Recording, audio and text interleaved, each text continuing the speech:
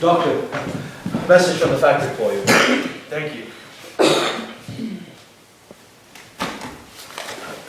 Then there's nothing for it but to go. Where? Damn, it's getting annoying.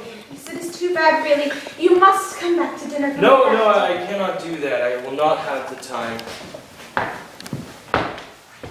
Excuse me, my good man. Will you get me a glass of vodka? Well then, I must bid you goodbye, Prince. I should be delighted if you would come visit me with Sonia. My estate is small, but if you please, I will show you a nursery and seedbed of which like you will not find for 1,000 miles of this place. My estate is surrounded by country forests. The forester is old and ailing, so I superintend most of the work myself. I heard you were quite fond of the woods, and it's true one can do a great deal of good by helping to preserve them, but doesn't that work interfere with your real calling? God alone knows a man's real calling. And you find it interesting? Yes, very. Oh, extremely. You are still young, not over 36 or 37. I suspect that you do not find the woods as interesting as you say they do. I think you would find them monotonous. No, the work is thrilling.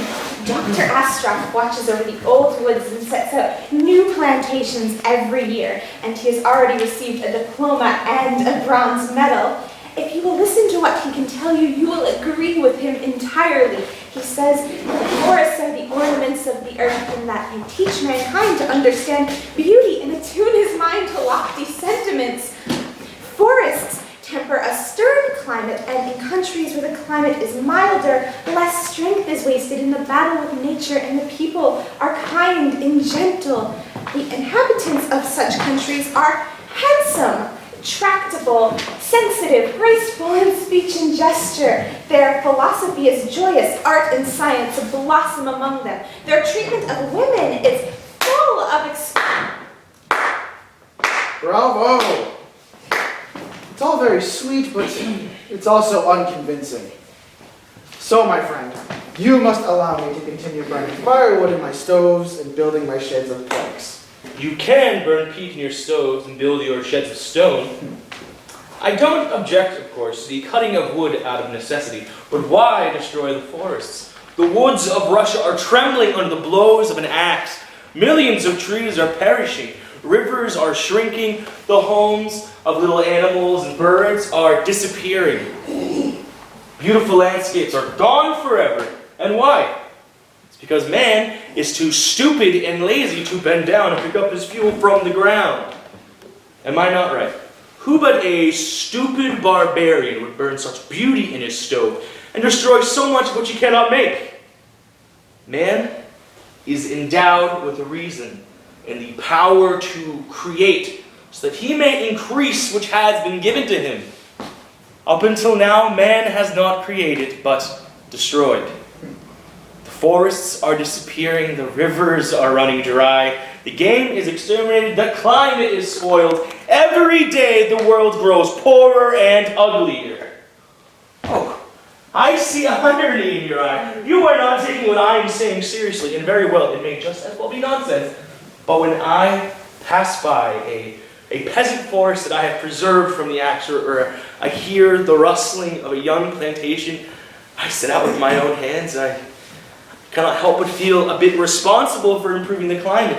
That if mankind is happy 1,000 years from now, that I have played a role in that happening. When I plant a young birch tree and watch it grow, budding green, swaying in the wind, my heart fills with pride, and I must be going. However, it probably is all nonsense anyways. When are you coming to see us again? I cannot say. In a month? You have behaved quite shockingly again, Ivan. What sense was there teasing your mother and talking about perpetuum mobile? And this morning at breakfast you quarreled with Alexander. Really, this behavior is too petty. But if I hate him? You hate him without reason. He is like the rest of us. No worse than you. Oh, if you could only see your face, your gestures. How tedious your life must be. Yes, my life is tedious and dreary. You all abuse my husband and look at me with compassion. You think, poor woman, she is married to an old man. How well I know of your compassion. I mean, think of what the doctor said just now. Think how thoughtlessly you men destroy the forest. So soon there'll be none left. And soon mankind and purity and fidelity will go within it. Why can you not look calmly at a woman and that she is your own? Because the doctor is right. You all have the devil of destruction in you. You have no pity on nature or the birds or women or on one another. I don't like your philosophy. That doctor has an interesting face, a sensitive face. Sonia likes him. She's in love with him.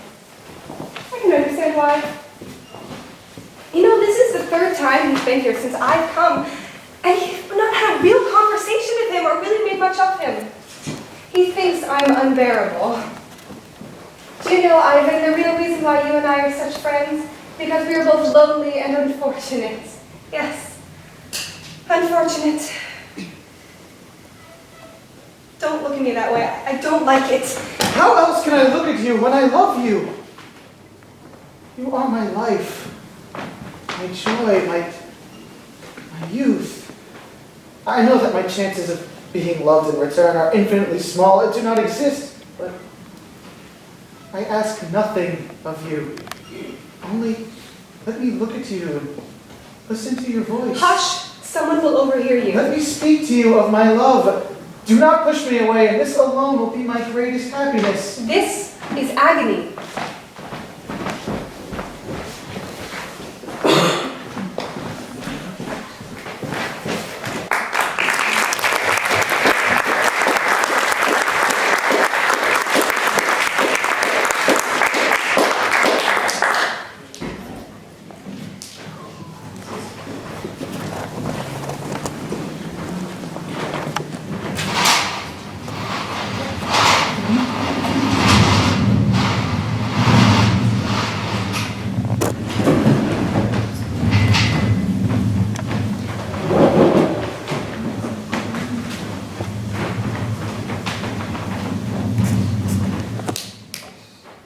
Sonia. It is I. It's you. Oh, this pain is intolerable. Your shawl has slipped down. Let me get the window. No, leave it open. It's stifling in here. I dreamt just now that my leg belonged to someone else. Then I woke because it hurt. I don't believe this is gout. I believe it is rheumatism. Oh, what time is it? It's 12:30. I'd like you to look for Batushka's work in the morning. What is it? Batushka, I'd like you to look for him in the library. Remember, we used to have him. Why do I find it so hard to breathe? This is the second night you've had no sleep. You say that Turgenev got angina of the heart due to gout. I believe I'm getting angina too. Damn this accursed old age. It's made me hateful to all of you. You most of all. You speak as if we're to blame for your old age. Silly, you know. I can't understand you. I may be old, but I can. See, you're so young, healthy, beautiful, and so full of life. An old daughter, an old man already. But I won't be much for this world. I'll soon be out of your hair, don't you worry. You're overtaxing my powers of endurance. Be quiet, for God's sake. Oh, it seems I'm causing everyone's power of endurance to be overtaxed. Yes, of course. You are torturing me. I torture everybody, of course. Tell me, what is it that you want me to do? Nothing. Then be quiet. Please. It's funny. Whenever Ivan and that old idiot of a mother open their mouth, everyone wants to listen. The minute I open mine, everyone begins to feel ill-treated.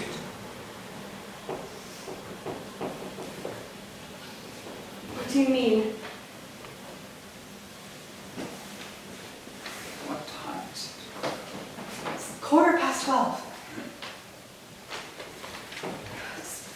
Listen, no one is disputing your rights that you have. I have to shut the window. I long for my library and my lecture hall, the esteem and admiration of my colleagues. But look at me, stuck in this wilderness, doomed to see the same stupid faces from day in to day out, and listen to their futile conversations. I want to live. I long for success, but I'm forced to sit here and fear death.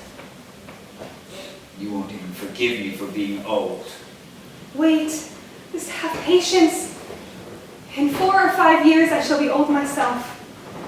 Father, you sent for Dr. Astroff, and now when he comes, you refuse to see him. It is not nice to give a man so much trouble for nothing. Why should I care about your Astroff? That man knows as much about medicine as I do of astronomy. Can't send for the whole medical faculty to treat your gout, can we? I won't see the madman. As you please, it's all the same to me. What time is it? It's 1 o'clock. Sonia, would you please grab my medicine on that table? Here it is. Not that one, the other one. Can't I ask you to do anything? Please don't be captious with me. Some people may like it, but you must spare me if you please, because I don't. Besides, I haven't the time. We are cutting the hay tomorrow, and I must get up early. Thunderstorm's coming up. Go to bed, Helen and Sonia. I've come to take your place. No, you do not leave me alone with him. He'll begin to lecture me. But you must give them a little rest. They haven't slept in 2 nights. Fine, let them go to bed, but you two as well. I ask you to preserve our former friendship. Our former We'll talk some other time. Hush, Uncle Vanya. Dear, please don't leave me alone with him. He will lecture. This is ridiculous. You must go to bed, nurse. It is late. The tea things are not cleared yet. Can't go to bed. Oh no, of course, no one can go to bed. Everyone is miserable. Only I am blissfully triumphant. What's the matter, master? It hurts. My own legs are thumping with me. Just thumping. You have had this illness for such a long time. Sonia's mother used to stay up with you all night long. She would wear herself out for you. She loved you. She loved you so much. Old people are like babies. We want somebody to feel for us, too. Come, master. Yes, Marina, yes, let's go. Come. I will make hot tea for you. I will warm up your legs for you. I will bring blood for you. Sonia's mother. I am completely exhausted by him. I can hardly stand. You're exhausted by him, and I'm exhausted by my own self. There is something wrong in this house. Your mother hates everything but her pamphlets.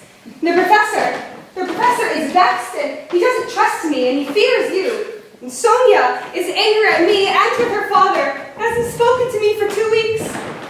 Something is wrong in this house. Leave speculating alone. You are cultured and intelligent, Ivan. Surely you understand that the world is not destroyed by villains and conflagrations, but by hate and malice and all this spiteful tattling. It is your duty to make peace and not to grumble at everything. First, help me make peace with myself. My darling. Let go. Just go away. Soon, the rain will be over, and all of nature will sigh and awake refreshed, but only I am not refreshed by this storm. Day and night, the thought haunts me like a fiend that my life is just lost forever. The past doesn't count because I frittered it away on trifles, but how terribly the present has miscarried. What shall I do with my life and my love? What is to become of them? This wonderful feeling of mine will disappear like a ray of light disappears into a dark chasm, and my life will go with it. I am, as it were, benumbed when you speak to me of your love, and I don't know what to say. Forgive me. Good night. If you only knew how the thought haunts me that besides me in this house there is another life being lost forever. It's yours. What are you waiting for? What accursed philosophy holds you here? Understand this. Understand. Ivan, you're drunk. Perhaps. Perhaps. Where's the doctor? In there, spending the night with me. Perhaps I am drunk. Nothing's impossible. Have you